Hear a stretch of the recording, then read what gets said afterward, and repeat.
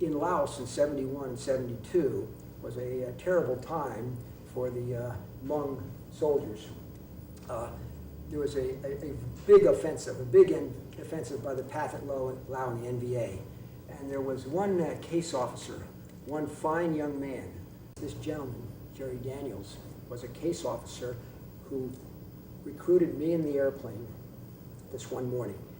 And I could see he was real upset. He said, there's a strip just on the southeast edge of the Plain of Jars. There's a strip that we've never been into. We haven't landed at this strip in 5 years since I've been here. There's enemy on the strip now. I have 3 Thai officers on this strip. 2 are wounded. They're hiding in the grass. We've got radio contact with them, and they're going to be found. There's any minute now. We've got to get them out of there. Well, we had all these strips numbered because the names of the strips were too hard to pronounce. And we had a book that listed which strips were open which days, because these strips changed hands almost on a weekly basis. They could be overrun. We get them back. They're overrun again. So in any case, this strip that Jerry wanted me to go to was a strip I'd never landed at. I didn't know anybody ever landed at it, and he said no one had landed there in 5 years. It was about 25 miles northeast of Long Chen, 20 alternate, right on the southeast corner of the PDJ in a series of ridge lines. In fact, it was on a ridge line. We jumped in the airplane, we flew on up there, and this strip was east-west oriented. The strip was at about 3,000 to 4,000 feet elevation. Just to the north of the strip, maybe a quarter mile, was a high 5,000 foot high limestone karst outcropping that we knew had 250 calibers on it to protect the strip. When Jerry said there were some people on the strip, I thought he meant, when they said, I didn't even think he meant on the runway. I thought, and I'm not sure, there's somewhere NVA, because we had a club over there. If they chased you on your airplane when you were on the runway, which they did, sometimes they wanted to capture you, they wanted to shoot you. And if they got so close that you could see the stripe on their sock, they had striped socks, you could belong to the stripe club. That meant you were really close. I said, okay, we'll go take a look. So Jerry had the handheld radio, and he's talking to these guys. And he said, if I don't get these guys out, I'm going to lose the whole company, because they'll know that I didn't go in there to pull these fellas out. They're officers, they're lieutenants and captains.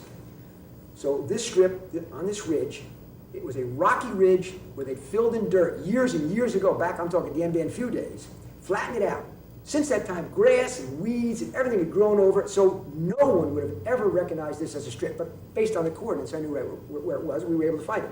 So I came into the strip. The ridge is running east and west. The strip is uphill to the west. It's an east-west ridge that had been years and years ago made into a little 500-foot long uphill runway. To the north of the strip, about half a mile, is these 250 calibers overlooking it. I let down into the valley till I'm like 25 feet over the trees in this valley, and I'm probably 1,000 feet in elevation below the runway. Proceeded to the east, turned around, and came to land on the strip, but from an altitude substantially beneath the strip so that no one on the strip could see me. Came roaring up over the doggone edge of this strip, and the first thing I saw when I looked on the strip, I saw a 55-gallon rusted oil drum. I saw a stump laying on its side. I saw 2 NVA guys, uniformed guys. I'm not talking about shower shoes and shorts there. And they, of course, they looked up, and here comes this roaring airplane, this giant aluminum bird just descending on them out of nowhere. So they just kind of leaped off the runway. We hit that thing, and I'm praying that I don't hit a stump or a rocket and wipe out the gear. Hit the ground all the way up to the end. But when these strips are uphill, it's so hard to get the tail of the airplane around. You can't stop. You have to keep really going, and at the end of the strip, it takes full rudder, brake, and aileron to try to dig in the left wheel so you can get the tail back up around so you can take back off downhill. We'd already made arrangements. Jerry had talked to the guys. He said, the pilot says he's going to stop. I'm going to count, and 1, and 2, and 3, and 4. We'd actually come with 4 seconds, not 3, not 5, but 4 seconds. Spun it around. I heard the door go slamming open. It was a sliding door on the side of the porter. And I was counting to myself. I can't remember if I was counting myself, counting out loud, but the numbers were. Just then, 3, 4, 5, 6 NVA came up, almost as close as you are to me.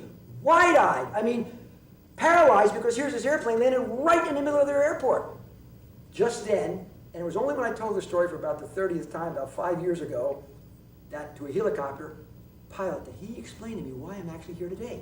The 250 calibers opened up on the airplane, and they had tracers too. About every fifth round was a tracer.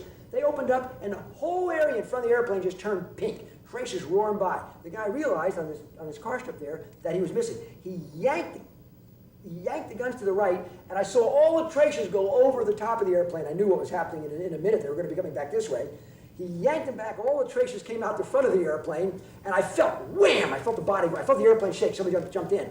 The tracers came back this way. Wham!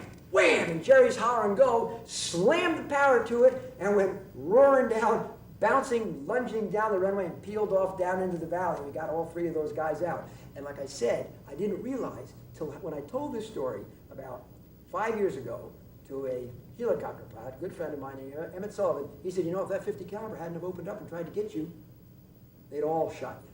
And I didn't really realize that they all had to dive off the side of the runway that had gotten shot by the 50 caliber. So they saved my life.